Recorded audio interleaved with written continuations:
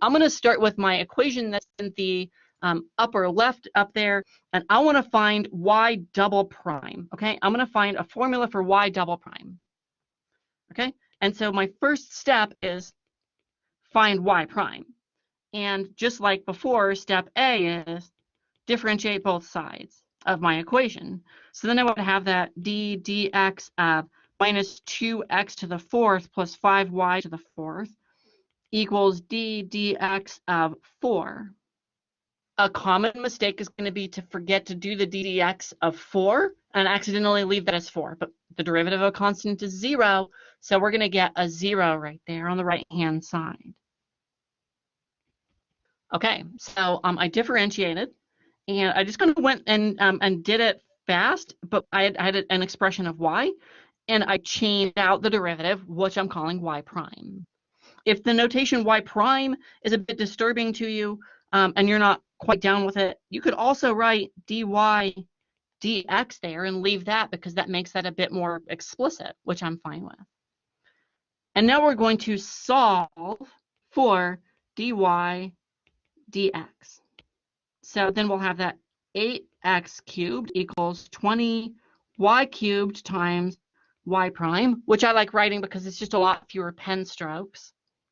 And now we're going to divide, and we'll get that we have 8/20 of x cubed over y cubed, which is just 2/5 of x cubed over y cubed. And that's what y prime is. So we differentiate both sides, and then there's going to be like move everything with y prime to one side, leave everything without it on the other, factor out, divide, and we get an expression for y prime. Okay, so that's the first derivative that we found, and this problem asks us to compute the second derivative. So we're going to next compute the second derivative by differentiating again. Step 2, differentiate again.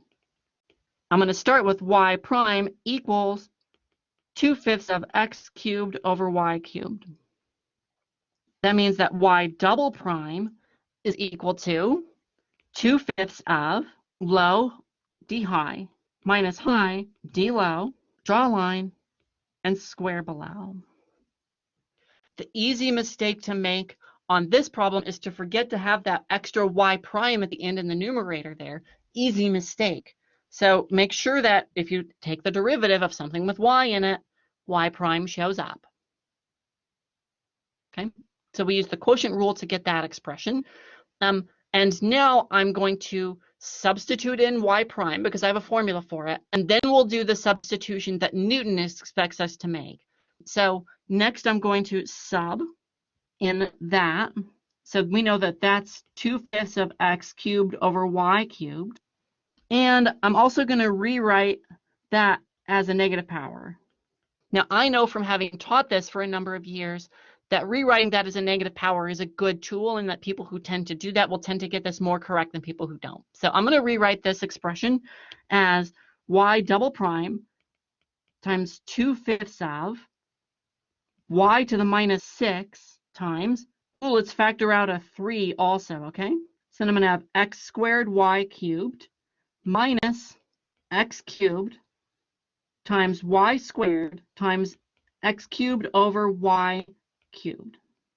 So we're going to combine those, and we'll have I'll write that as 6/5 of y to the minus 6 times x squared y cubed minus x to the 6th times y to the minus 1. Finally, I'm going to factor out x squared y to the minus 1. I've got a minus 1 here, and I've got an x squared here. And so then I will have this as 6/5 of y to the minus 6 times x squared y to the minus 1 times, what am I going to have left over? Y to the 4th minus x squared. Oh, I dropped some numbers in here. I dropped a 2/5. So I know this algebra is complicated, but we are really close to being done. As a final step, I've got a fraction right here as a coefficient, and I'm going to eliminate that by multiplying by 5 over 5. I'm going to multiply by 1 as 5 over 5. okay? So I'm going to multiply by 5 over 5. And I'm going to let that 5 in the numerator distribute, and I'm going to merge that 5 with that one. So I'll have 6 over 25 times x squared y to the minus 7 times 5y to the 4th minus 2x to the 4th. Okay, what's so magical about that line of math there? What's so magical about it is that this expression right here is what I started with. I know you can't see what's behind me in this picture-in-picture, but see, I found my original equation in as part of what I found. So I know that I can replace by this with 4 down here. So this part right here, that's 4.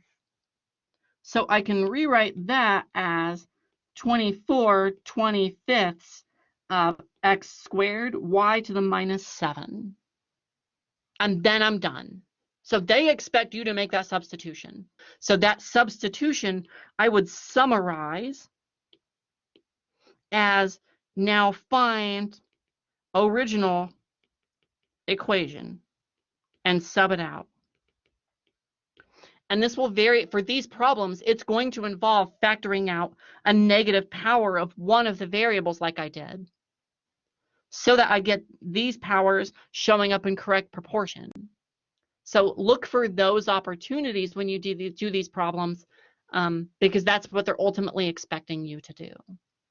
I do hope that you found that example probably a bit challenging, maybe a bit mystifying, but we have a recording of it, and you can come back and revisit this recording anytime through the week that you need to. So revisit this if you need visual, verbal instructions on how to do one of these, and know that I'm here to support you.